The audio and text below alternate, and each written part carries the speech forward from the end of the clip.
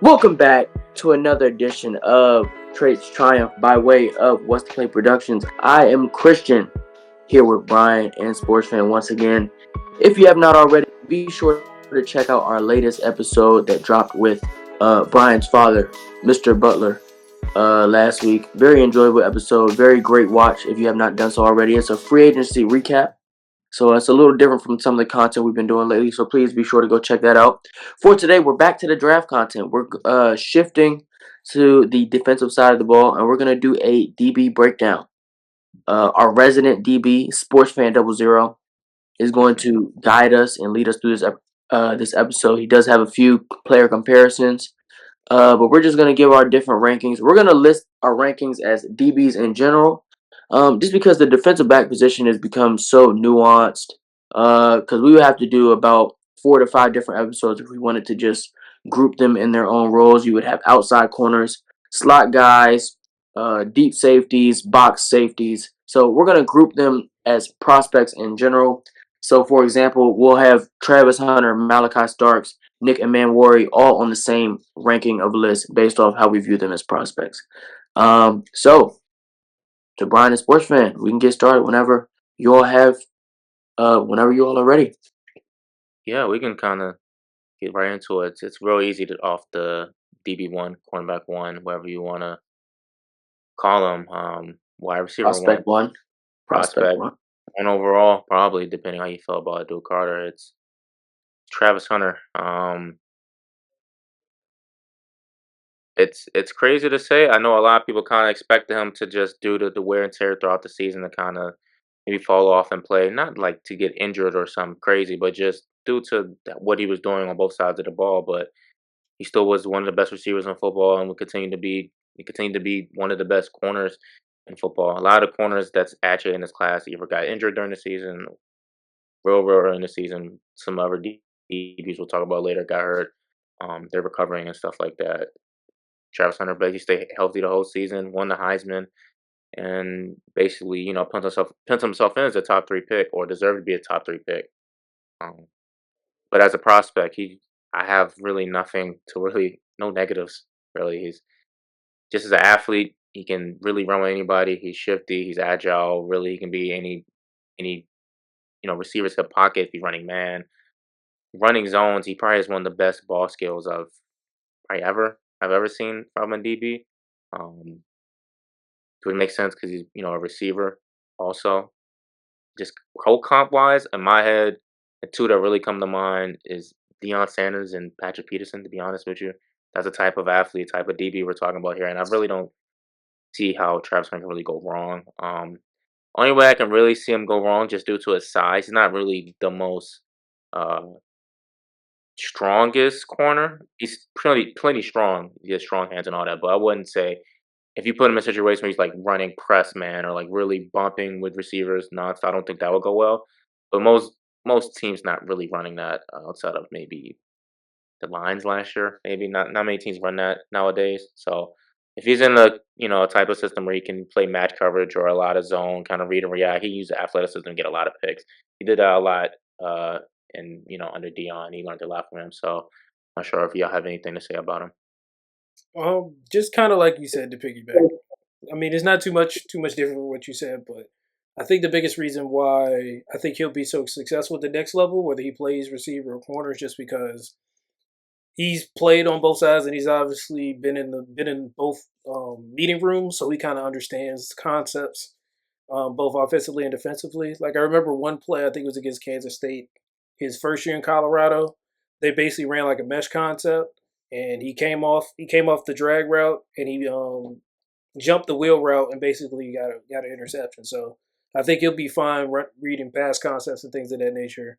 Or if he's on the offensive side of the ball, he'd be able to pick up defensive coverages, even if they're potentially disguising. So I think that's what makes him arguably the best prospect in the draft, but definitely the best receiver and quarterback, regardless of position. Yeah, I want to make a quick note for Mingles elaborates. I think speaking of like playing two way, just to reflect on that, I believe his best thing is kind of mainly a DB with packages on offense as a receiver to get him involved because he's still type of player you just give the ball and let him go. He makes shit happen, but I don't think a situation where he's very similar to Colorado, where he's getting almost full time on both sides. I don't think that's realistic. Let's put a 17 game NFL season, including playoffs, if whoever team you draft makes it there, that's unrealistic. So, a situation where he's playing a lot, mainly defense, and then some packages plays on offense. Probably maybe be a punt returner, just different ways to give him the ball. Yeah, I think of course my DB1 is also Travis Hunter. I am one of the people who is in the belief that Travis is a better natural receiver than he is a corner.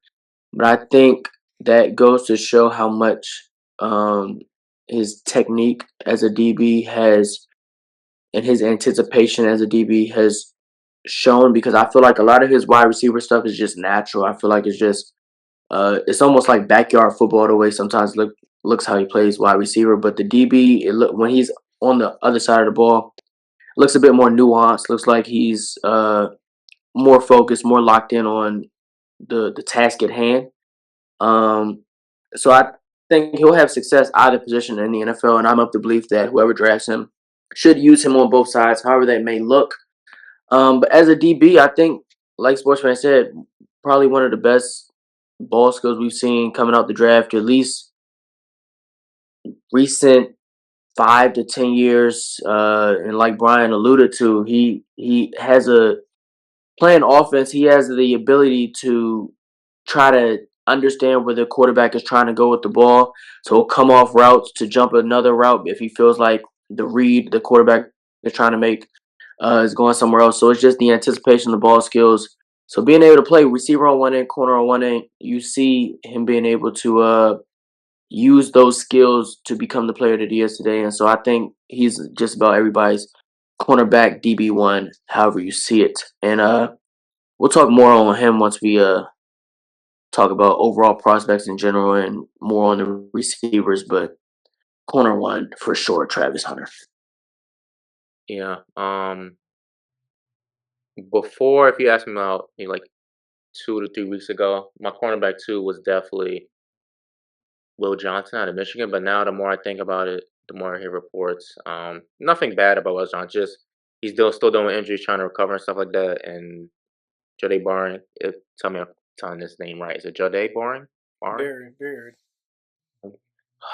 Struggle with names sometimes, but I feel like they're even at this point for me in my head. I'm sure y'all have them either higher or lower, but to me they're pretty even as prospects. But I think they play corner very very differently.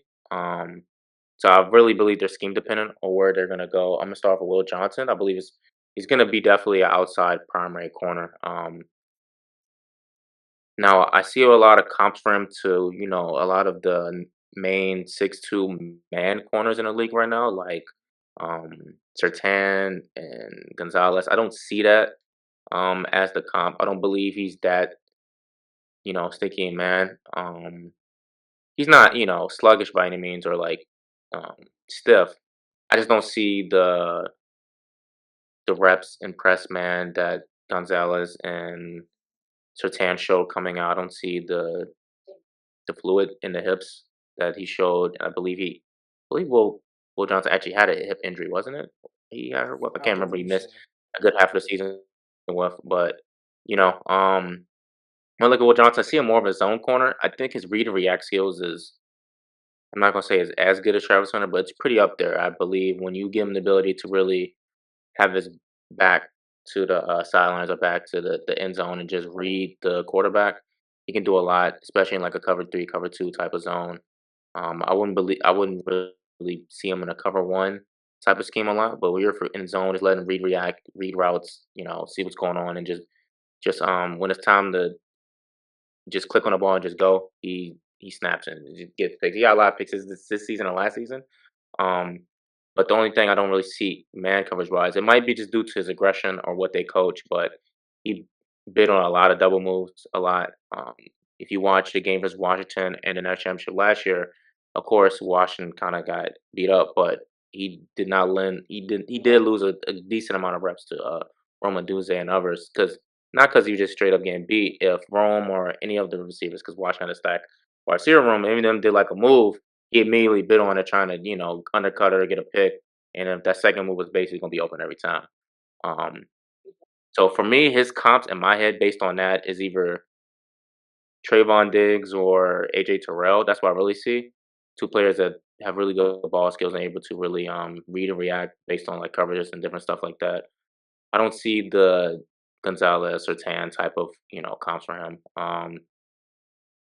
Do you have anything to add for The For only thing, Will uh, Johnson?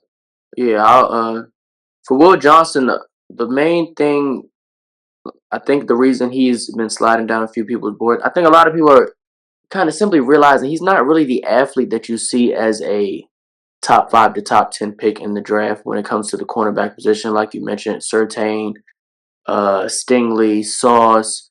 Those type of guys are plus athletes. Even Gonzalez, even though he didn't go as early, he clearly should have.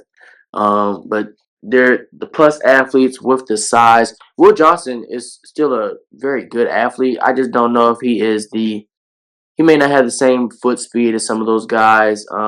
He initially was on my radar the previous season for doing as good of a job as any college corner could do on Marvin Harrison Jr. I'm not saying he shut him down by any means, but it wasn't the always the consistent domination. Of course, a lot of that had to do with the quarterback for Ohio State, but I think that goes to show that Will Johnson is the type of corner who can stick with the receivers who have similar athletic archetypes to them. Marvin Harrison isn't the type of receiver who's going to consistently run past anybody.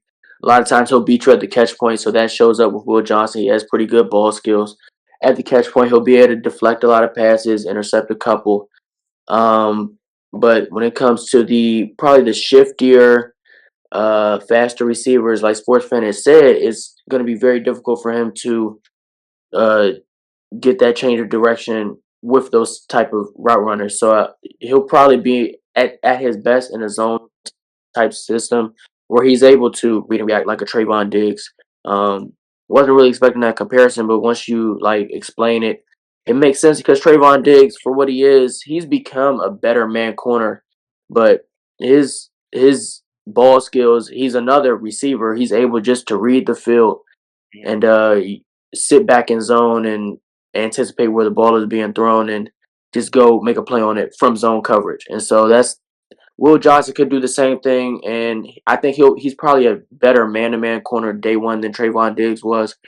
So I think the upside is there for him to be a still a cornerback one for most teams, but there are concerns that you may have initially day one if you put him out there against a Malik Neighbors, against a Justin Jefferson, Like against a Demarco. Jamar Chase, where it's like anybody who can run a crazy route or get somebody, even Stephon Diggs, I'd be a little concerned because these are the type of twitchy, not even necessarily foot speed receivers, but just that quick change of direction where he just may not be able to get there in time just due to his archetype. And so it's fine, but it's stuff that he'll be able to work on. But just day one is some concerns. And so I think he'll still have room to grow as a prospect once he's selected and depending on what team he gets to, what type of cornerback room he's in.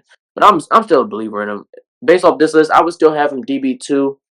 Um, and then we can go to Brian. I'll talk about my DB3 in a second. yeah, I was just for both of y'all in general. Jalen, you may have already said it, but do you think do you even with the issues in athleticism? Do you think, and even though you said they don't run this type of stuff as much anymore, do you think he could Mm. develop into a press man corner, or do you think that's not going to be in this game? I don't right out the gate, probably not, but I still think his technique is probably one of the best in the draft, if not the best. He just doesn't have the athletic traits as Travis Hunter has, or our CB, our next CB we talk about has. So he's got to be like perfect, really, or just give it like a little safety help. We leave him in an island in press man, like Sauce or something like that. I don't see it right now, but it's definitely possible with the right technique. I mean, anything's possible. Still, he's gonna be what? He's 20. Let me make sure his age. I want to say he's 22. Yeah, he's 22. He has time to develop. Get his athleticism up once he gets to the NFL. That training is a little different than college, so um, I don't think it's impossible for him to become a press man corner. A lot of I'm saying it's really hard to be a press man corner and being a press man team in general. The way that offenses kind of built to, they'll very easily run motion routes, rub routes, compact formations that basically make it impossible for you to run press. If you press, you're going to run into another teammate or another receiver. So it's rare, but if it's a situation where it's a 3-by-1 on one side and the X receivers on the other side and it's just him and Will Johnson, I can see a situation where they're a press man and they'll let maybe Will get like a safety that's not just over top of him, but providing some type of help. And he can kind of play everything short underneath because he has the athleticism to kind of play the short to mid. But like Mingo said, if it was type of receiver like not even like Justin Jefferson, I believe Justin Jefferson could any corner in my opinion. But if it's somebody like more recent, like Neighbors or Brian Thomas Jr. or somebody like that, if they go into that second or third gear that they have, I don't believe Will Johnson's staying with them. So I don't believe that's the type of situation you'd be playing man in. Also, to just for earlier, I think from what I saw, the injury was a turf toe, and then he suffered like a hamstring injury right before a pro day. Turf toe. Okay. All right. DB3. Who y'all I'll let got? you I'll let you lead this one, Mingles. I feel like Are you sure? Because I don't think I'm gonna say who you're gonna say. whatever you say, I can talk about it. All right, DB3. I got Malaki Starks, and I was torn between Malaki Starks and Jahdae Barron. Um, I tend to lean towards the younger prospect. Um, but Malaki Starks is another, well, not another, but is a him and Barron are both versatile prospects in this class. I think Starks is more natural safety, but he this past season he played a decent amount of slot corner for Georgia. But I see he could. I feel like he could play all safety spots, all like free safety, strong safety, box safety, slot corner. I feel like he can fill in all those roles where needed. Um, when it gets to Jahdae Barron, I like his game. I don't see him as an outside guy in the NFL, and that's okay. Just because of his size and frame. So I do think he'll have success as a slot corner. Just haven't seen it as much as we've seen it from other slot corners in recent history. But I do think he'll probably be the highest rated slot corner in this class, just based off what scouts think he would be able to become as a slot guy. I think he has like 4.2, 4.3 speed, and at Texas he was their best DB on the SEC team. But I just lean Starks, younger prospect, uh, and it's shown me the versatility that I expect from Barron, but I've seen it on the field with Starks, and also just gives me that more natural safety instinct. I think Barron is the type of player, if he puts on a little bit more size down the line of his career, he could transition to free safety eventually. But Starks is, I'm seeing the versatility on the field before he even gets to the league, and so I'm looking forward to seeing that hopefully on a playoff team who could use a safety to replace a safety they lost. Yeah, Malaki Starks hoping 29. uh, if I was, I like to have a little bit of position value baked into my rankings.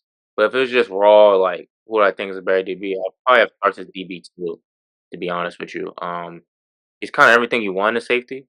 It's just unfortunately the position value for a safety is not as low as running backs, but it ain't that high. Teams let really good safeties walk all the time. The Giants just did it. The Dolphins just did it. Pretty much every team has really done it, other than like the safeties that stay with the teams forever. Like at this point, it's just I want to say it's just Harrison Smith and Buda Baker that's pretty much stayed on the team the whole time. I can't think of anybody else that stayed. If y'all let me know. Position value for safety isn't that high, but if everything you want from a safety he can do, he's a really good tackler. He fills gaps. He's really good in coverage. Only thing I can understand why he's probably not higher or talked about more, he doesn't have out of the world athletic traits like another safety in his class, or he's not like a 4.4 4.3 guy. He's not jumping out of the gym. He's not his broad jump's not crazy. But if you turn on the tape, he does everything you want a safety um, to do. He was relied on a lot in Georgia. Um, he might sometimes be too aggressive and kind of run into the wrong gaps and something like that and get end up out of position. But I can respect that a lot more than I've seen some safeties on tape look scared for contact, don't really want to get in the box for real. Especially in the SEC, it's not easy to do. So I get that. He has good awareness, screens and stuff like that, other stuff, trick plays. He's always been aware of that. He like Mingo said, he's played in the box, he's played deep, he played in the slot, and he excelled at all of those. So for like a safety prospect, he's probably one of the more safer safety prospects we have since maybe probably since Cal Hamilton, to be honest with you. Mm. He just doesn't have the athletic traits that Cal Hamilton had, so he's not gonna go as high as he did. But uh pro comp for see, I can't even I got one, let you want me and it goes along the lines of you was mentioning the safeties that stay with one team. Mhm, And so the ability to play in the box, play deep safety, and also give you some slot slaps as well. He's in my opinion, less athletic. He doesn't have the same athleticism as Derwin James as a prospect, but I Mm. see similarities in how they're used. And they just it's like a steady hand at safety. It's like, but you see the positional value because Derwin James isn't going to make or break the Chargers defense, but he's clearly one of the best safeties of the last decade. And so I think Starks is somebody who will be a steady hand at safety. Won't necessarily influence the outcome of a game because it's just not what you're going to see out of safeties on a day to day. I mean, on a game to game basis. mhm. But just a steady hand, very versatile, but just doesn't have the same level of athleticism as Derwin James. Still an athletic prospect, but Derwin James coming out, I think he was like 4'4", crazy vertical, crazy broad jump, that type of product. Like that's rare, and so I see the similarities between the two.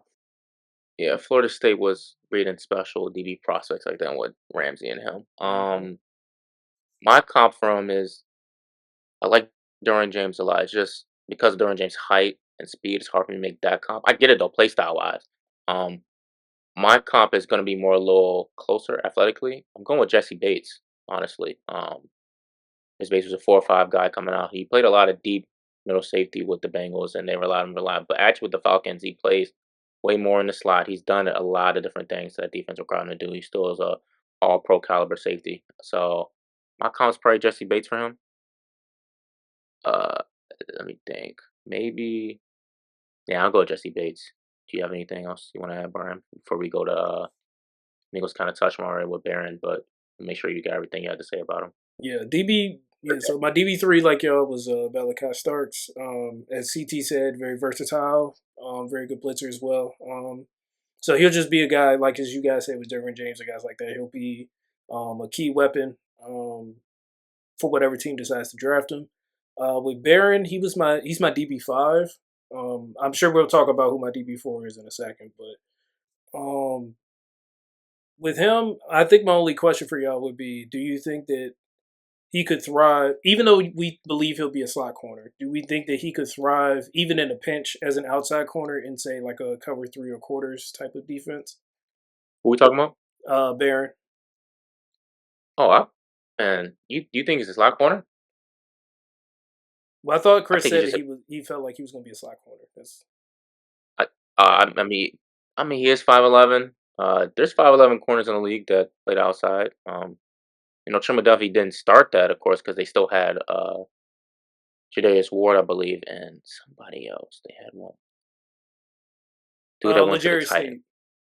Yes, so they had outside corners already, but once those guys walked and um, Trent Duffy basically became a do-it-all corner. He played the outside, played the slot very well. That's kind of what I'd see for Barron.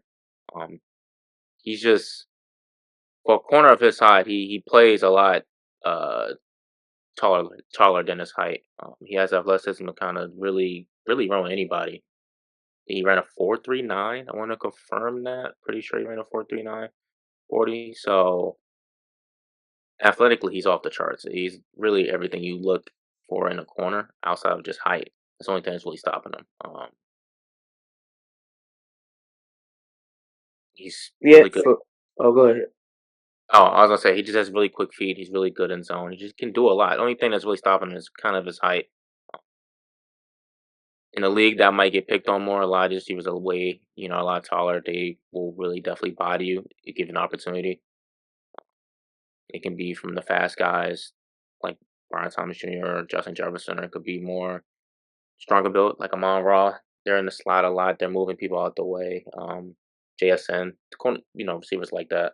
What would you about to say, Eagles? I think for Barron, I think myself and others may view him as a slot, maybe day one, and so maybe just sticking him in that slot role may not be fair to him, but because he did play outside in college majority, um, but this could be similar to it, like you were saying, a Trent McDuffie situation where Trent McDuffie's first year or two with the Chiefs, he was primarily slot, and once he really got established in the league and was really like locking people down, they moved him wherever they needed to. So a Barron comes out, shows that no matter the height, the weight, he got the speed, and if he got the ball skills to play with a 6'2" receiver, if he has to, then they could put him on the outside. I see it. Another thing for me is he just a bit older, about to turn 24, but um, so you're getting the 4 to 5 year contract, and then by the time he's up for another one, he'll be about 28, 29, and so it's just. But I have him four. Right behind Starks just because he also provides the versatility that I'm anticipating he's going to provide the versatility um, while still having shown the track record of being a true outside corner. So if he has to like in a pinch, I wouldn't necessarily I would say thrive day one to answer your question, Brian. But I do see the ability for him because he does have the speed. It's not like he's 5'11" with like I think Tyrann Mathieu came coming out was 5'9" with like 4'6", 4'5" speed. I mean, Barron's 5'11", but he's 4'3", so it's like we see a lot of 5'11". The Commanders' whole cornerback room right now is 5'11", so it's plenty of outside corners who's 5'11". I think most of those guys you see projected to play in the slot at some point, but a lot of them just never do. And so Barron could be one of those guys if a team falls in love with his outside corner tape because that's all that's really out there. That's where they're gonna play him. Yeah, I think the main thing that might actually end up helping him be in the slot, which is his ability to just run support. He gets off blocks. He's really strong for a corner. And that's more useful in the slot because, of course, they're closer to the line of scrimmage a lot. They're going to get blocked by tight ends or slot receivers. So, pulling guards, pulling tackles, stuff like that. So it's good to have a corner of his strength that can really, attack blocks, get off blocks. If not get off blocks, at least get in the way. Let one of your teammates coming to tackle. It's bad if you're a DB and you're just getting like pancaked and they're just like moving out the way easy. He's gonna actually stand his ground a lot. Um, so that's very useful. So that probably put him in the slot to begin with. Or if they go in nickel, he'll go in slot. If they're in base, he'll be outside corner. I know some nickel corners actually have to get taken off the field if they're in base. I don't believe he's that type of corner. And for our viewers, there's nothing wrong with being a slot corner. I just want that to be known because a lot of teams' best receivers line up in the slot these days. And so we're seeing the shift in defense. The Rams a couple years ago, Jalen Ramsey, they created a whole position for him. They called it like the star. He was a primary slot defender. He almost played linebacker a lot of the time as well, just because of his ability to be in run support as well. So the slot term, I feel like years past or in recent years can be used as like a slur towards like wide receivers. Like they call Amara a slot receiver. Well, yeah, that's where he does most of his work. But he catching the ball, he getting open, and he going up against slot corners at the same time. Slot corners have to be able to take away a lot of teams' best receivers because a smart offensive coordinator, not every team does this, but smart offensive coordinators move their best receivers everywhere. Justin Jefferson lines up in the slot. CeeDee Lamb gets most of his game off in the slot. So a lot of teams' best receivers are in the slot. Slot corners got to be able to match up and take away or at least limit the other team's best players. And a lot of times you'll see if a team got a great slot corner like Trent McDuffie, when he was with the Chiefs, when he was in the slot with the Chiefs in the first couple years, a lot of teams would simply move their typical slot receiver, move their best receiver to the outside, and they would prefer them to go against what's his name, Jalen Watson, or even L'Jarius Sneed, because Trent McDuffie was literally all pro as a slot. It wasn't Yeah, it wasn't all pro slot. It was just all pro cornerback from the slot, and he was playing in the slot. yeah. I know this might be too far back for some people remember now, even on the Super Bowl just like 2 years ago. If you remember, Trent McDuffie had, I want to say Ayuk and Debo in like basically hell every time they was trying to get him in the slot, just locking him up, just man on man. And that type of DB is very valuable. If you just look in the Super Bowl this year, of course, Trent McDuffie was there, but also on the other side, Cooper DeJean as a rookie was basing all pro caliber. Same for the Bills with Taron Johnson. The same for what team am I thinking of? Um, the Seahawks. They like to put Devin Witherspoon. Evan Witherspoon in the slot a lot because they have Woolen on the outside. So just a lot of teams that a corner that can move around and actually match with these receivers that move in the slot is extremely valuable. Um, so don't believe just because a slot DB means they're like one dimensional or they're only fill in the field sometimes. Teams run nickel more than ever nowadays. Now I noticed that might switch back the other way. 'Cause a lot of teams are running the ball more. We'll see how that defenses adjust, but But if nickel the slot can be in run support, they can still be they on the can be field. on the field. That they're basically a safety. If the defense wants to run a situation where the slot drops back to the field and the safety comes up to play the box, they can do stuff like that if they're really good. If not, you can't run certain defenses. Um, but yeah, do we want to go to our next DB? Yeah, we can move. I also Mhm. slot corner is probably the hardest position outside of cornerback. I mean, outside of quarterback on the NFL field. A lot of people Yeah, say corner in general. I feel like slot corner is a little bit more difficult because man to man. If you're a man to man slot versus man to man outside, at least as an outside corner, you still have the sideline to your advantage if somebody's trying to take you vertical or somebody's running a outside route. From the slot, a lot of times you simply cannot even start covering somebody until you dissect what type of play is about to happen from the offense. If they are running the ball, you have to break off from whoever is trying to block you or whoever is right in front of you to make a play in the run. If it's a play action pass, it is very difficult to cover a play action pass as a slot corner because you are sitting trying to dissect whether you start covering your receiver or if you start trying to get downhill and run support. So it's mhm. probably outside of quarterback, probably the most difficult position in the league to play. And we can move past slot corner talk and get into the cornerback four or Brian's cornerback four or DB4. Yeah. So my DB4, I still have Shavon Revel Jr. right now. That's my four.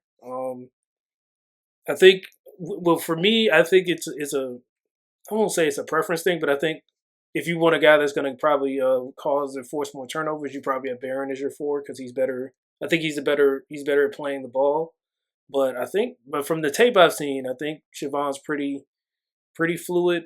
He's got good technique. He's not obviously not as good playing the ball as I would say Barron is, but I think that he's a guy that will probably be on the outside day one, and I think he'll be pretty good in zone coverage right away. I don't know if you want him as your immediate quarterback one, especially given the fact that he's coming off an injury. But I think he's a guy that could be a solid good corner for a good amount of years. Yeah.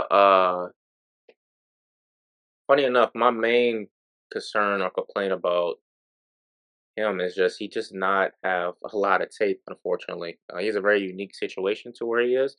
Um, they'll probably replay a story 50 times during the draft and throughout the whole process. But basically, he was working in the Amazon warehouse, just trying training. And he basically just had a walk on route to ECU, and then he just tried out. He came out, showed off his athletic traits, and the team gave him a chance. He became the starting corner. Was really good in 2023, I want to say, but got hurt in 2024. Um, he's second team all AAC in 2023. Yeah, 54 tackles, 13 pass breaks of interception. Um, Barely really played in 2022, and then come out of JUCO, of course. So and then 2024, he had a really good season, only 3 games, but then he tore his ACL. So He was looking to honestly be a top 15 pick before he tore his ACL. He was looking at that prospect. Um, I honestly believe he can play both zone and man. It's just the level of competition and just the lack of reps and snaps on film is really hard for me to project what he's going to look like versus higher competition. But based on what he played and what he was working with, based on the conference, he looked just fine as a corner to me, especially on the outside. He has 6'2", 6'3" size. He has the athletic traits. Of course, he couldn't have run on 40. You have no testing for that. He tore his ACL in September, so that's another thing that's going to be weighing pros and cons for teams. Will we draft this player? Will we really probably won't even have him until halfway through the season, stuff like that.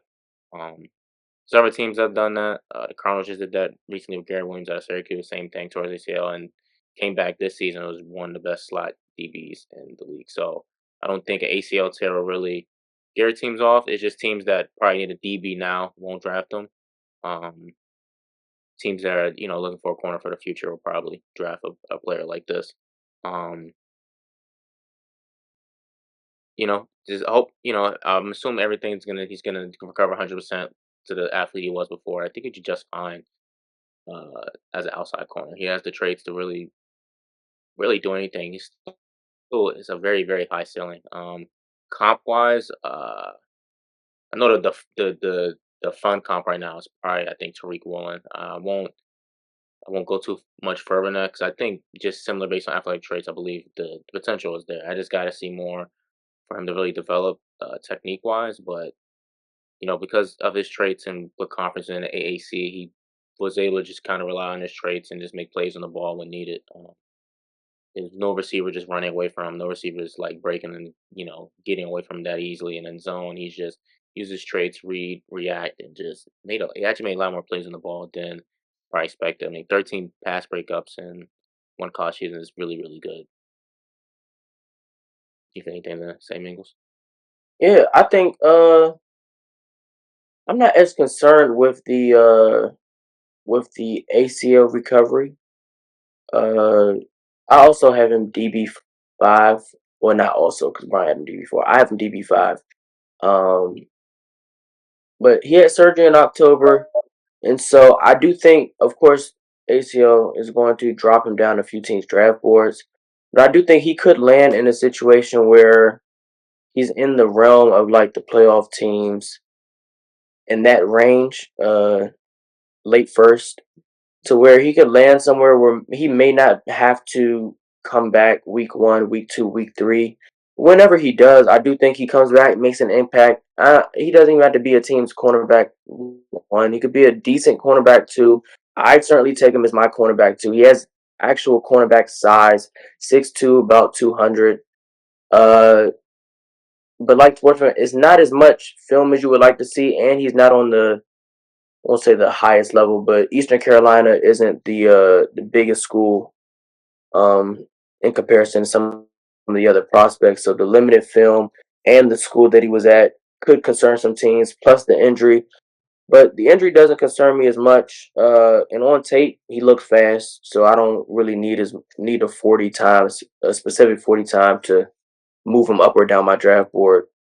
But the size and the speed that I see with the coverage ability, I have confidence that he'll be able to recover, get back to form, and at least show up and make an impact early to mid-season. Yeah, I think the only real concern is not just with him, but for any corner of depth this height. Uh, any shifty receiver is going to definitely give him issues. Any agile receiver, it's going to be tough to kind of get in, sip to him to really break on those type of routes. But outside of that, I really believe he can do a lot. Especially, he's also really good as a tackler, so that also helps as a corner. Yeah, that's we on the sleepers now, Brian, or we I mean, technically, there's one more DB that might get drafted first Yeah, I round. was about to God, say. are you talking about Big Nick? yeah, Nick, man, South Carolina. Oh yeah, we gotta talk about bro. I mean, no, What's the name of this podcast, man? I'm Trace not. Tribe, man. He's really Hey, it's the boomer bust textbook definition. traits definition right there. I think he literally had the highest athletic score as a safety ever. I'm pretty sure. I think I he think had yeah, it the was like 10 one or or the two. 9. Yeah, it was definitely one of the greatest, if not the greatest. Combat combine testing numbers, um, based on height, 6'3", 220, 4'3", 840, 43 vertical jump, 11.6 broad jump, all pretty much in the 99, 98 percentile, and then 20 reps on the bench press. So, you know, as as an athlete, he's off the charts. But as a safety, he is definitely on the chart, and you know, not really high on it either. He's one of them players you hope you can like draft and really coach, develop his not only his technique, but also how he sees the field. There was a lot of plays where he kind of just relied on his athleticism a lot, and you can tell when teams kind of picked on him sometimes. Um, but in a situation where everything clicks, and he's like, coming downhill to make a tackle, it looks like Cam Chancellor or something. But when it don't look right, it can look real ugly real fast. So I can't even like give you a comp for him, man. He's just Man, we had it before the episode, man. I, We was talking about him. I'm not saying Jeremy Chin, man, because I'm not But even sure. look, it Would applies you draft because Jeremy Chin in the first round? yes, I would have, but I would have been wrong to do so. But at the same time, Jeremy Chin is a player who took 4 years to really, I won't even say figure things out, because I wouldn't even say last year he figured things out, but he did look like an actual starting NFL safety last year. But it took him a while to figure out what it looked like to be an NFL safety, what he was supposed to be doing in coverage, uh, when and where he was supposed to make his move to the box. Um, so I think that's the real comp, because I think this is literally a developmental project that, if the traits come through and if he's coached the correct way, could not, I'm not going to say be an NFL star, but at least be a serviceable NFL safety. Um, and so it just may take a couple of years. He may be 2 years away from being 2 years away. But I think a lot of teams, if he goes first round, he'd probably be drafted into a scenario where he probably has to start immediately. They're expecting him to know exactly what he's supposed to be doing immediately, and I just don't think that's the case. I think he's just an athlete out there playing football. And I think he just needs to add a little bit of nuance to his game, and that probably is going to take a while for this type of athlete who's just out there on the field doing what he just thinks he's supposed to be doing. Yeah, it's one of those situations where I'm not even sure if calling him a safety or a DB is accurate to what he probably will do in the next level. He should definitely be in the box, just using his traits, kind of getting sideline to sidelines, making plays. Um, if anything, he's more comparable to someone like, it's going to sound crazy, but he's more comparable to someone like Devin White. Oh, I don't even gotta say Devin White. Isaiah Simmons. That's what he's more comparable Oh, to. I don't know why I didn't think of that. Where I'm not sure he's gonna have the coverage skills or the ability to get off blocks, but damn it, it's gonna look right for like one or two plays a game, and you're gonna sell yourself on it. Because at that point, when you have the traits that he's had, it's hard to mess up consistently. Now, if he gets the right coaching, the sky is the limit. But I have to see it to believe it.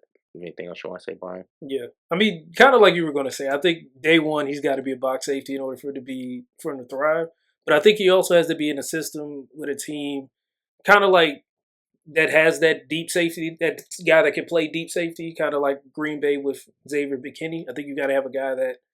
I think you have to have the perfect safety that can play coverage and play back deep. Because if you're asking him to play coverage safety or like Malaki Starks guard or tight end or a guy in the slot, it might get a little ugly. So biggest thing for him is just being able to kind of just at least year one just focus on being a guy that, as you can say, go sideline to sideline, stop the run, things of that nature. And hopefully, as he continues to grow, he can work on his coverage skills. yeah, and I also think you said day one, year one. It may be day 1001 for him to just be a run support box safety. And if that's the case, that's the case. Because even Jeremy Chin Like he just had his best year of his career. I saw him get routed every week by a different tight end, and so even like his struggles still were in coverage.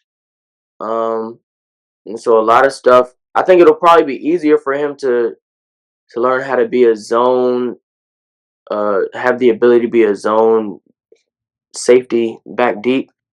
In addition to the run support, I don't think I ever want to see him having to cover anybody 1-on-1 because it won't be pretty. I don't think uh, the combine tests look good, but I don't know about the hips. So we'll just have to see once he's asked to cover a route running tight end or even a route running slot receiver.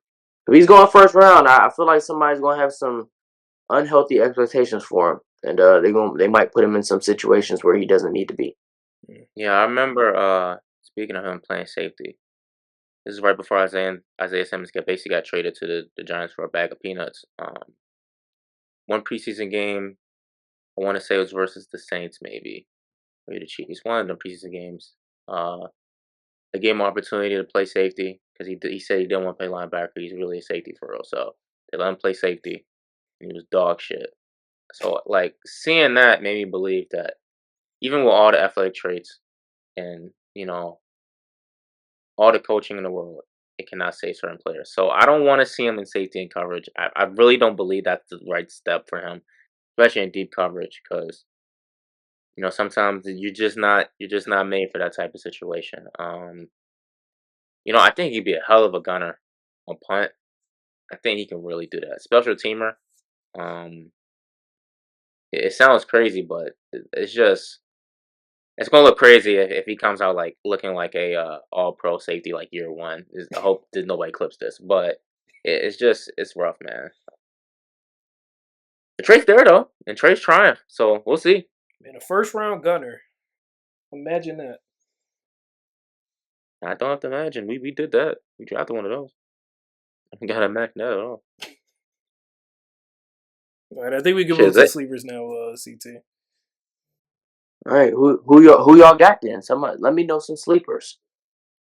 Uh, Xavier Watts, Notre Dame, real physical, run support safety. He's got some coverage chops. He can develop more, but he's a playmaker though.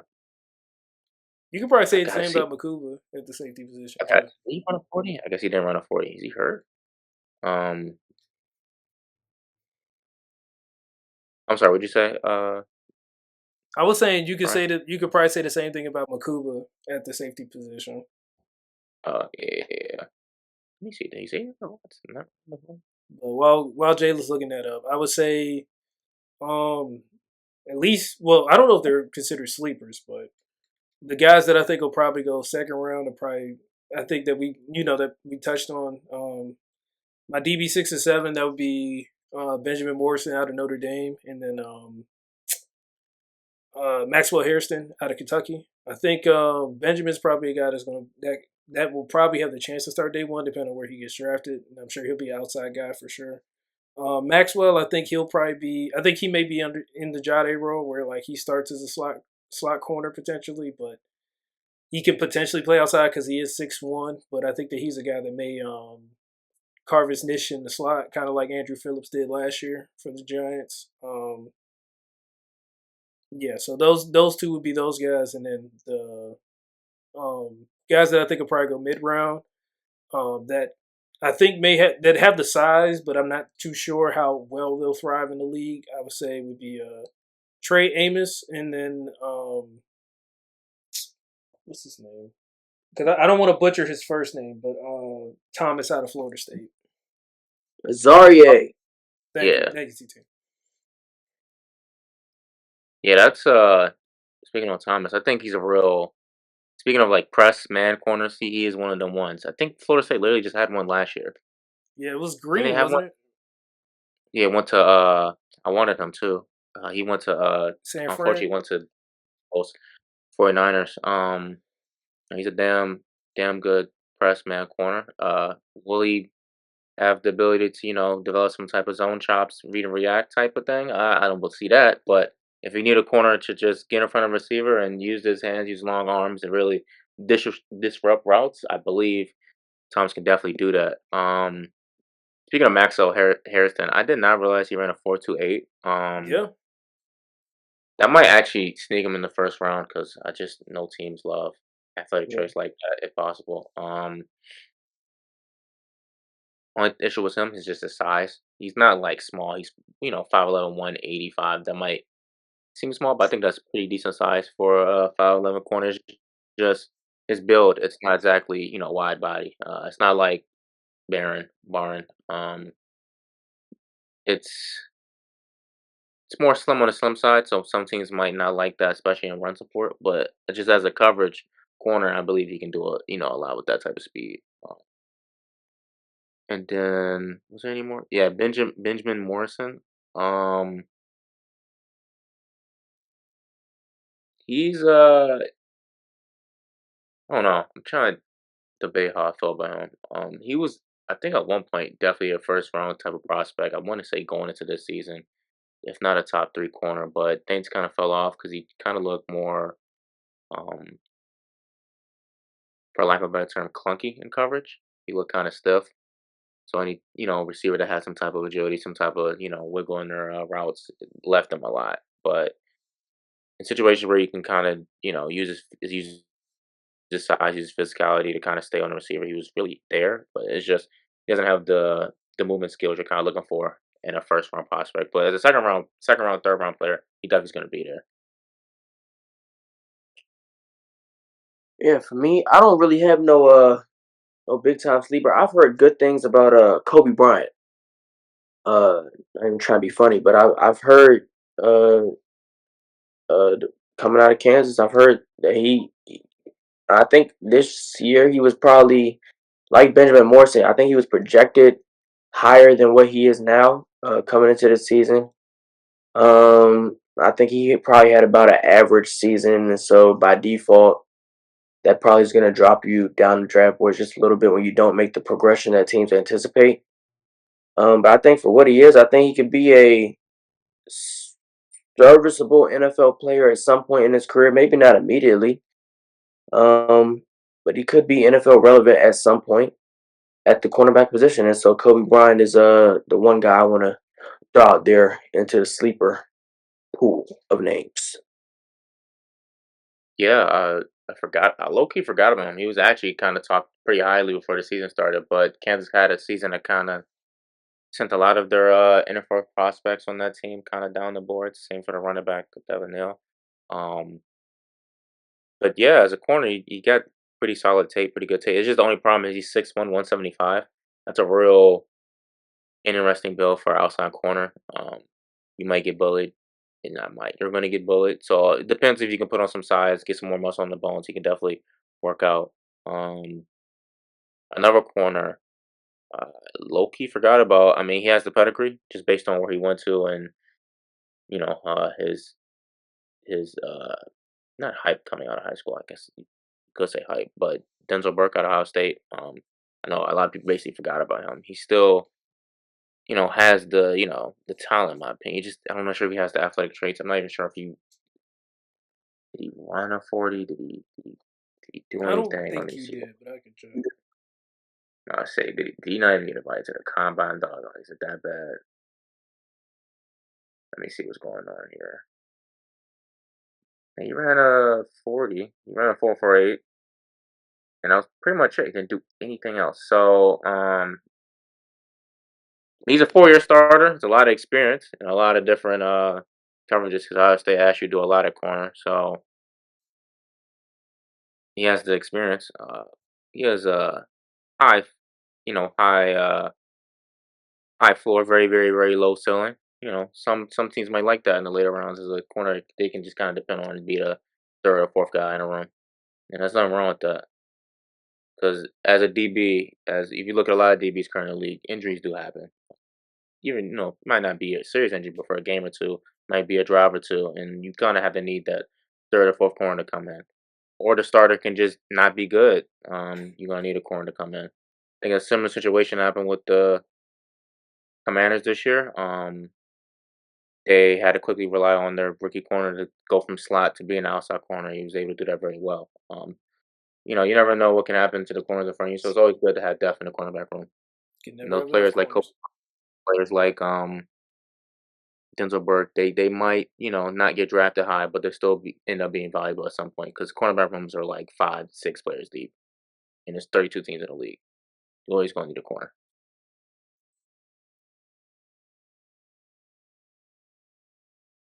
Yeah, I agree. Brian, you have anything you want to add before we close out? Oh no, just as JG would say, you can never have enough corners. But no, I think I've already listed on my sleeper, so I'm good. Yeah, not enough. I mean, you can never have enough corners, and like we kind of alluded to, it's a lot of different roles that a lot of different people play. So a lot of teams you'll have at least 2 designated guys who can play in the slot, at least 3 designated guys who can do the outside stuff, and then you probably want to have at least one guy who could do the whole versatile thing. So it's like by the book, maybe you would say your team don't need a corner, but when you look at it like that, and when it comes to roster construction, and you look 1 to 2 to 3 years down the line, you wouldn't be surprised if you end up taking a corner at some point earlier than you may expect, even in this draft. But that's all we have, and I hope you all learned something from this episode. We went over a lot of the various top defensive back prospects and gave you a few sleepers on the way out as well. We appreciate you all watching. Be sure to like, share, comment, and subscribe. Be sure to stay tuned for the next play.